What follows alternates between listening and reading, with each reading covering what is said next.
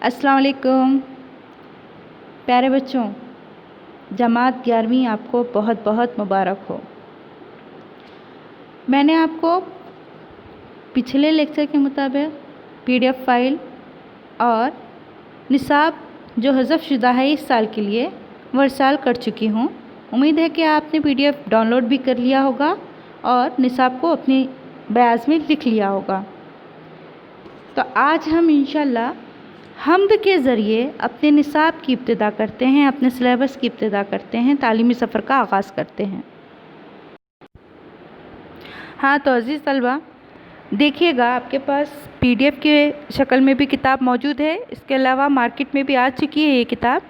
अगर किसी ने ख़रीदी नहीं है तो ख़रीद लीजिए बराए मेहरबानी, ताकि ज़्यादा सहूलत हो सके आपको। आज जो हम देख रहे हैं हम सफ़ा नंबर 76 पर हम्द की एक अजीब सी किस्म है जो शायद आप पहली मर्तबा देख रहे हैं। यहाँ पर जमात दोहम में आपने कुछ हम्द पढ़े थे, उसकी किस्में पढ़े थे, जैसे हमने मौलूद नामा नात में जैसे हमने किस्में पढ़े थे उसी तरह हम्द में भी हमने कुछ किस्में देखे थे। यहाँ जो हमने हम्द देखना है ये हम्द दरअसल रुबाई की शक्ल में है। ये हम्द दरअसल रुबाई की शक्ल में है। हम्दिया रुबायात यहाँ पर एक नहीं बल्कि पाँच रुबायात दी हुई हैं। 5 रुबायात दी हुई है, लेकिन है ये हम्द। लिखने वाले जो शायर है मिर्ज़ा सलामत अली दबीर, सलामत अली दबीर। देखते हैं हम सबसे पहली बात क्या है, पेशेदर्स क्या है इसका। शायरी में क़सीदा, मरसिया, हम्द और नात के असनाफ़ अपने मौज़ूआत से पहचानी जाती है। मौज़ूआत जिसको हम उन्वान भी कह सकते हैं। मरसिया हो, क़सीदा हो, हम्द हो या नात हो, अपने अपने उन्वानात के तहत हम पहचान सकते हैं। हम्द का मौजू अल्लाह ताला की ज़ात है। अब यहाँ उन्वान या मौजू से मुराद क्या है, यहाँ पर इसकी सिफ़त क्या है वो बताई जा रही है। तो देखिए यहाँ हम्द का मौजू क्या होता है कि अल्लाह ताला की ज़ात से मुताल्लिक़ जिसमें बयान किया जाए। हम्द ये शायरी में अल्लाह ताला की तारीफ़ की जाती है। हम्दिया शायरी कहें या हम्द कहें, इसमें अल्लाह ताला की तारीफ़ व तौसीफ़ बयान की जाती है। और हम्द की ज़ाहिरी हैयत मुख्तलिफ़ नज़्मों में मुख्तलिफ़ हो सकती है। ज़ाहिरी हैयत अलग अलग हो सकती है, अलग अलग नौइयत से इसे ज़ाहिर किया जा सकता है। यानी हम्द के अशार गज़ल की शक्ल में भी हो सकते हैं, क़सीदे की शक्ल में भी हो सकते हैं, और जो हमने अब निसाब में देखना है वो रुबाई की शक्ल में है। लेकिन बुनियादी तौर पे देखा जाए तो ये है हम्द। एक ख़ुसूसियत ये भी है इसकी कि शेरों की तरह इसके अशार जो है मुख़फ़्फ़ा हो सकते हैं, मुख़फ़्फ़ा क़ाफ़िये वाले, या कम व बेश मिसरों के बंदों में भी हम्द लिखी जा सकती है। मतलब हम्द लिखने के लिए ज़रूरी नहीं है बहुत लंबी चौड़ी या तवील नज़्म हो, ऐसा कोई ज़रूरी नहीं है। बंद की शक्ल में भी हम्द लिखी जा सकती है। हम्द आज़ाद नज़्म की शक्ल में भी लिखी जा सकती है। हम आगे देखते हैं। कभी शायर सिर्फ 4 मिसरों में अल्लाह की तारीफ़ को मुकम्मल कर देता है। अभी होता ऐसा ही है कि 4 मिसरों वाली अगर नज़म है तो हमको ये गुमान हो सकता है कि ये कहीं रुबाई तो नहीं, या ये कहीं किता तो नहीं, तो इस तरह से हमको गुमान हो सकता है। लेकिन जब हम उसको पढ़ते हैं तब हमें अंदाज़ा होता है कि उसमें क्या बयान किया गया है। तो 4 मिसरों वाली नज़म भी हम्द हो सकती है जो रुबाई की शक्ल में होती है। इन 4 मिसरों का वज़न बहरे हज़ज का एक ख़ास वज़न हो तो उसे रुबाई कहते हैं।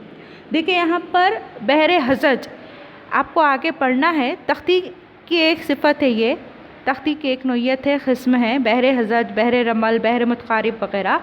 तो हम यहाँ देखते हैं बहरे हज़ज में 28 अरकान होते हैं, 28 अरकान होते हैं। बहरे मुतक़ारिब में 20 अरकान होते हैं। तो उसी तरह से यहाँ पर अगर बहरे हज़ज की शक्ल में ये लिखी जाती है तो उसे हम क्या कहेंगे, रुबाई। ठीक है। और अब तक की जमातों में आपने मुख्तलिफ़ हैयतों वाली हम्दें भी पढ़ी हैं। यहाँ हम्द को रुबाई की हैयत में ही पेश किया जा रहा है। आगे देखते हैं हम। पहली रुबाई में शायर कहता है कि अल्लाह ताला कायनात के हर शे का خالق ہے۔ اب یہاں پر سب سے پہلے ہم یہاں سمجھ جاتے ہیں کہ یہاں مختلف جو رباعیات دی گئی ہیں، 4 نہیں بلکہ 5 رباعیات دی گئی ہیں، تو ہم دیکھیں گے ایک ایک رباعی کے ذریعے کہ رباعی میں کیا پیغام دیا گیا ہے۔ تو پہلی جو رباعی ہے اس میں شاعر کا کہنا ہے کہ اللہ تعالیٰ ہر شے کا خالق ہے۔ خالق کے معنی ہوتے ہیں پیدا کرنے والا، تخلیق کرنے والا۔ تو خالق محو ماہی یعنی وہی اپنے بندوں کو تاج و تخت اور دولت سے نوازتا ہے۔ بخشندہ، تاج و تخت شاہی ایک لفظ آنے والا ہے، جب ہم پڑھیں گے تب سمجھ آئے گا ہمیں۔ بخشندہ کے معنی ہوتے ہیں عطا کرنے والا، بخشنے والا، نوازنے والا، اور وہ بے مانگے بھی اپنے بندوں کو سب کچھ دے دیتا ہے۔ قرآن میں اللہ تعالیٰ فرماتا ہے اللہ نور السماوات والارض، یعنی دوسری رباعی میں اس بات کو شاعر یوں کہتا ہے کہ پروانہ جو شمع کی طرف لپک رہا ہے وہ شمع کی لو کی طرف نہیں، اللہ کی نور کی طرف لپک رہا ہے۔ بہت غور کرنے کی بات ہے، سمجھنے کی بات ہے، بلکہ گہری بات ہے۔ جب ہم پڑھیں گے تو سمجھ آ جائے گا۔ چاند، سورج، ستاروں میں اللہ تعالیٰ ہی کا نور ہے، بلکہ ہر روشن شے میں اللہ ہی کا نور دمک رہا ہے۔ ہم چاند کی روشنی دیکھ کر چاندنی کہتے ہیں، سورج کی کرنوں کو دیکھ کر روشنی کہتے ہیں، لیکن در حقیقت یہ اللہ ہی کے نور کا ایک پرتو ہوتا ہے، سایہ ہوتا ہے۔ آگے میں بتاتی ہوں کہ تیسری رباعی میں وَتَزْمِن تشا کا مضمون نظم کیا گیا ہے کہ اللہ کی قدرت خطرے کو گوہر بناتی ہے۔ تیسری رباعی کے مطابق بتایا گیا کہ اللہ تعالیٰ کی قدرت، اللہ کا معجزہ یہ ہے کہ معمولی سے خطرے کو گوہر بنا دیتا۔ گوہر کے معنی موتی کے، قیمتی موتی کے۔ اللہ ہی کی قدرت سے سر و بلندی حاصل ہوتی ہے۔ پھولوں میں رنگ و بو بھی اللہ ہی کے دم سے ہے۔ اپنے آپ کو کچھ سمجھنا غلط ہے۔ اگر ہم اپنے آپ کو سمجھتے ہیں کہ ہماری وجہ سے ایسا ہو رہا ہے تو یہ انتہائی نادانی والی بات ہے، انتہائی بے وقوفی والی بات ہے، کیونکہ ہم کچھ بھی نہیں ہیں۔ اگر اللہ عزت نہ دے تو ہر چیز کی اہمیت بیکار ہے، ہر شخص بیکار ہے۔ اللہ ہی کے ہاتھ میں ہے عزت و ذلت دینا، عزت دینا۔ چوتھی رباعی میں بندے سے اللہ تعالیٰ کے اٹوٹ رشتے کی وضاحت کی گئی ہے۔ اٹوٹ یعنی کہ کبھی نہ ٹوٹنے والا رشتہ۔ تو اللہ کا اور بندے کا ایسا ہی رشتہ ہے جو اٹوٹ کہلاتا ہے۔ شاعر کہتا ہے کہ حضرت خضر علیہ السلام جنگل بیابانوں سے تو واقف ہے، مگر عدم کے صحرا کی انہیں خبر نہیں۔ عدم جہاں پر کوئی جانے کے بعد واپس نہیں آتا، موت کے بعد والی زندگی، تو وہاں کیا حشر ہوگا اس کے بارے میں وہ نہیں بتا سکتے۔ موت کے بعد انسان کی روح اس کا ساتھ چھوڑ دیتی ہے، مگر اللہ تعالیٰ اب بھی اس کے ساتھ ہوتا ہے، کیونکہ بندے کا اللہ تعالیٰ کے سوا کوئی نہیں ہے۔ ہر وقت، ہر لمحہ، یہاں تک کہ موت کے بعد سوائے اللہ کے اور کوئی ساتھ نہیں دیتا۔ دنیا میں کوئی ساتھ دے نہ دے، اللہ ہر وقت ساتھ دیتا رہتا ہے۔ آخری رباعی میں شاعر کہتا ہے کہ میں بڑا گناہ گار ہوں، بلکہ گناہوں کی وجہ سے قلم کی سیاہی سے زیادہ سیاہ ہو گیا ہوں، مگر حقیقت یہ ہے کہ میرے گناہ جتنے زیادہ ہیں، اللہ تعالیٰ کی غفاری کا معاملہ بھی میرے ساتھ اتنا ہی زیادہ ہے۔ غفاری، بخشنے کا معاملہ۔ تیسرے مصرعے میں شاعر نے بہت ہی زیادہ احتیاط سے کہا ہے کہ اسے میری جرأت نہ سمجھیں کہ خدا اور میں دونوں اپنی اپنی جگہ یکتا ہیں۔ احتیاط کے ساتھ کہتا ہے شاعر کہ اس کو میری جرأت نہ سمجھے، یعنی میری بے باکی نہ سمجھے، میری بہادری نہ سمجھے، میرا نڈر پن نہ سمجھے، بے خوفی نہ سمجھے۔ بے وقوفی الگ چیز ہے، بے خوفی الگ چیز ہے۔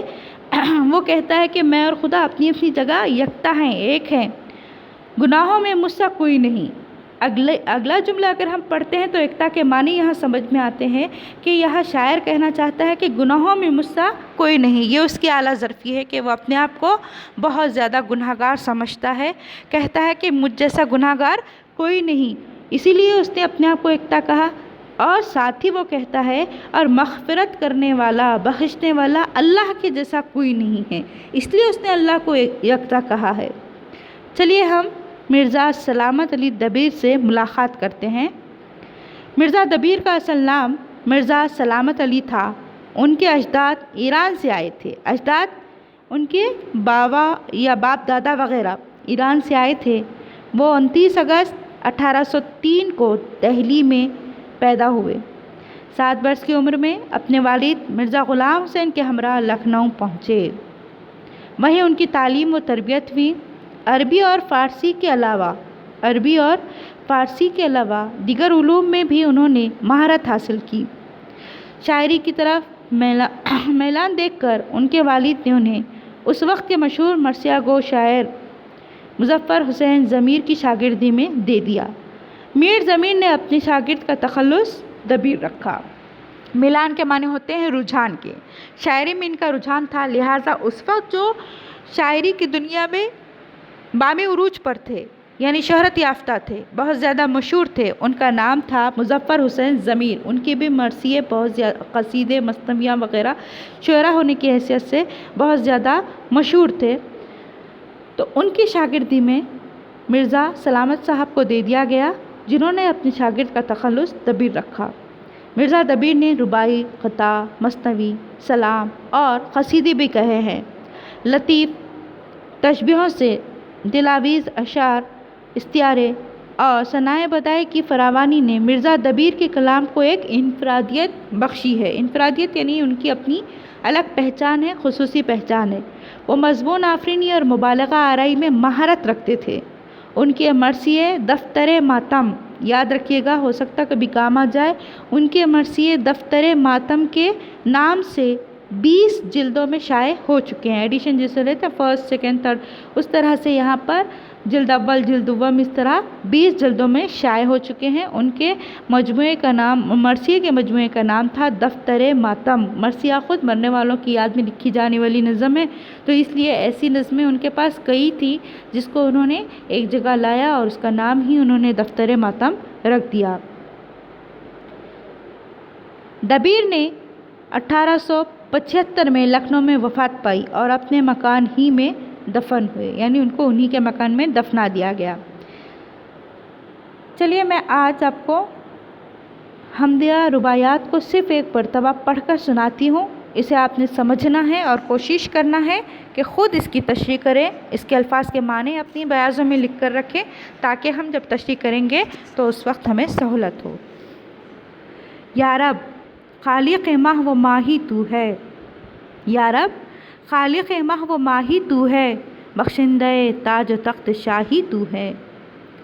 بے منت و بے مثال و بے استحقاق، بے منت و بے مثال، بے سوال و بے استحقاق، دیتا ہے جو سب کو یا الہی تو ہے۔ پہلی رباعی ہوئی۔ دوسری رباعی دیکھتے ہیں۔ پروانے کو دھن شمع کو لو تیری ہے، پروانے کو دھن شمع کو لو تیری ہے، عالم میں ہر ایک کو تگ و دو تیری ہے۔ مصباح و نجوم و آفتاب و مہتاب، مصباح و نجوم و آفتاب و مہتاب، جس نور کو دیکھتا ہوں زو تیری ہے۔ خطرے کو گوہر کی آبرو دیتا ہے، خطرے کو گوہر کی آبرو دیتا ہے، خد سرو کو گل کو رنگ و بو دیتا ہے۔ بیکار تشخص ہے تصنع بے سود، بیکار تشخص ہے تصنع بے سود، عزت وہی عزت ہے جو تو دیتا ہے۔ صحرائے عدم سے خضر آگاہ نہیں، صحرائے عدم سے خضر آگاہ نہیں، اس راہ میں روح تک بھی ہمراہ نہیں۔ صحت میں مرض میں رنج و راحت میں دبیر، صحت میں مرض میں رنج و راحت میں دبیر، بندے کا کوئی سوائے اللہ نہیں۔ خامہ بھی میری طرح سیاہ کار نہیں، خامہ بھی میری طرح سیاہ کار نہیں، یہ مشق گناہ کسی کو زرنہار نہیں۔ گر خوف برابری نہ ہو صاف کہوں، گر خوف برابری نہ ہو صاف کہوں، مجھ سا عاصی خدا سا غفار نہیں۔ یہاں ہم نے یہ رباعی کی شکل میں حمد کو ایک مرتبہ پڑھا ہے۔ آپ لوگ پیارے بچوں، آپ کو اسے خود تشریح کرنا ہے، الفاظ کے پہلے معنی لکھنا ہے، اس کے بعد تشریح کرنا ہے، پھر انشاءاللہ ہم آپ کو دوبارہ اگلے لیکچر میں اس کی تشریح کے ساتھ پھر ایک مرتبہ پڑھائیں گے۔ تب تک کے لیے اللہ حافظ۔